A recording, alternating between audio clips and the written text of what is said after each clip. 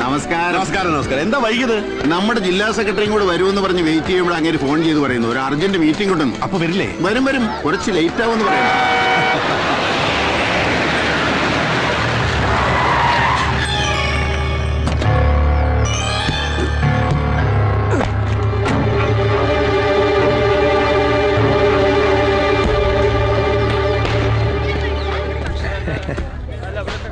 ജോസേന്റെ പേരക്കുട്ടിയുടെ പിറന്നാളിന് ഞാനില്ലാതെ എന്താഘോഷം?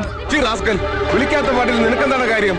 മാന്യന്മാർ ഒത്തുപിടിക്കുന്നിടത്ത് ഒരു സീൻ ഉണ്ടാക്കാനാണ് ഭാവെങ്കിൽ വന്ന കോർത്തിലായിരിക്കില്ല തിരിച്ചു പോകുന്നത്. കോളേജ് പിള്ളേരുടെ കൂടെ സ്റ്റാർ ഹോട്ടലിൽ പോയി അന്തിക്ക് 2 ലാർജ് അടിച്ച് മഴ നൃത്തം ആഘോഷിക്കുന്ന നിന്റെ ഈ ഭാര്യയുടെ സ്റ്റാറ്റസിൽ അഭിമാനം കൊള്ളുന്ന നീയാണോ മാന്യൻ? ജോസേന്റെ കുഞ്ഞുമോള പിറന്നാൾ കൊഴിപ്പിക്കാൻ ഞാനൊരു കിൻഡില് സമ്മാനം കൊണ്ടുവന്നിട്ടുണ്ട്.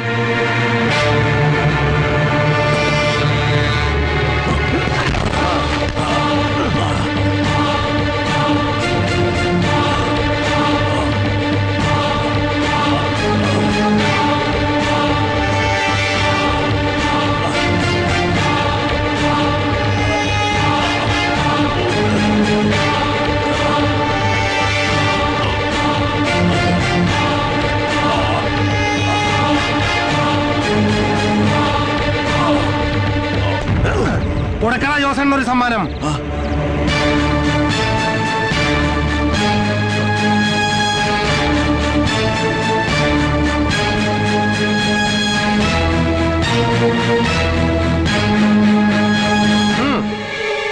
നോ നോ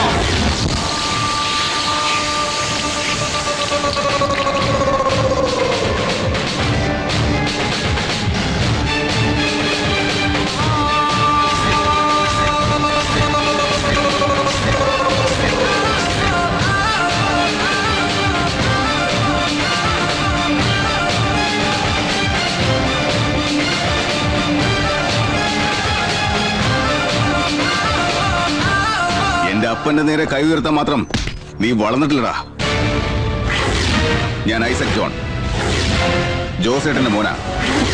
ഉശിരുള്ള ആമ്പിള്ളേരുള്ളപ്പോ കളി നേർക്ക് നേരെ, അതാണ് ആണത്വം. ഇത് നിന്നെ പോലെ ജിമ്മി പോയിട്ട് ഇരുമ്പ് പൊക്കിണ്ടാക്കിയ ശരീരല്ല, കോഴിക്കോട് പാളയം മാർക്കറ്റിൽ അധ്വാനിച്ചുണ്ടാക്കിയ ശരീര. ഇത് വെച്ചൊരു അലക്കാലക്കേണ്ടല്ല. അപ്പനെ കയറി ജോസേട്ടാന്ന് വിളിക്കുന്ന നിന്റെ കളസ അപ്പ കീറും. നാട്ടുമ്പുറത്ത് ഊച്ചാലയോട് സംസാരിക്കുന്ന ഭാഷ നീ എന്നോട് സംസാരിച്ചാലുണ്ടല്ലോ, അറിയില്ല നിനക്കെന്നെ. അറിയടാ, നന്നായിട്ടറിയാം. നിന്റെ അപ്പം പഠിക്കാത്ത ബിസിനസ് മാനേജ്മെന്റ് പഠിക്കാൻ ഡൽഹി പോയ നീ ഇന്ന് ലാൻഡ് ചെയ്തപ്പോഴേ ഞാൻ തീരുമാനിച്ചു എന്റെ അടുത്ത ഇര നീയാണെന്ന്. മോനെ ഐസ്പ്രൂട്ടെ, ഞങ്ങളെ പോലുള്ളവരെ മാനേജ് ചെയ്യാൻ നിപ്പ പിടിച്ച മാനേജ്മെന്റ് മാത്രം പോരാ. മേലാൽ ഇത്തരത്തിലുള്ള പോക്കിരിത്തരത്തിൽ നിന്നാ സ്മാർട്ട് ആകാം, പക്ഷെ ഓവർ സ്മാർട്ട് ആവരുത്. എന്നെ അപ്പനെ അപമാനിച്ച് നീ രക്ഷപ്പെട്ടു എന്ന് കരുതണ്ട. നിന്റെ അന്ത്യം വരെ നിഴല് പോലെ ഞാനുണ്ടാവും. സൂക്ഷിച്ചു.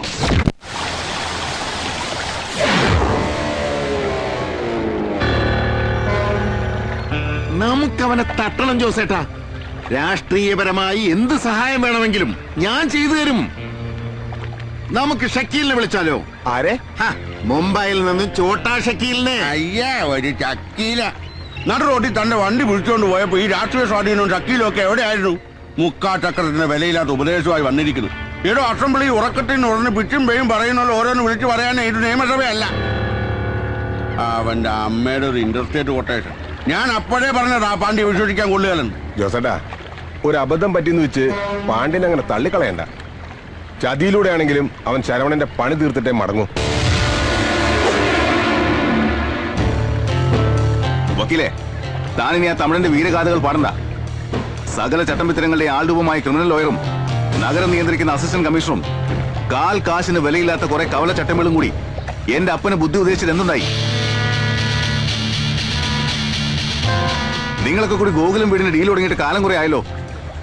ഒരു കിഴവനെയും കിഴവിയെയും ഫ്ലഷ് മാർക്കറ്റിൽ ആയിരങ്ങൾ വില വരുന്ന രണ്ട് അവിഹിത പെൺസന്താനങ്ങളെയും അവരെ പ്രൊട്ടക്ട് ചെയ്യുന്ന ഒരു ചെറ്റയും പിടിച്ച് തെരുവ് തള്ളാൻ ഒരു ചെറുവിരലങ്ങൾ അനക്കാൻ പറ്റുമോ നിങ്ങൾക്ക്? എന്നിട്ടൊരു ഉളുപ്പില്ലാതെ ഒന്ന് പൊലമ്പുന്നു. നാണം കെട്ടവന്മാര്. ഐസക്ക് വിചാരിക്കുന്ന പോലെ കാര്യം അത്ര എളുപ്പമല്ല. ശരവണ്ണ എനിക്ക് നേരത്തെ അറിയാം. പണിതവനിട്ട് തിരിച്ചു പണിതേ അവൻ ഉറങ്ങും. കൊച്ചി ഭരിക്കുന്ന അസിസ്റ്റന്റ് കമ്മീഷണർക്കും ഒരു ഏഴാം കൂലിയെ പേടി.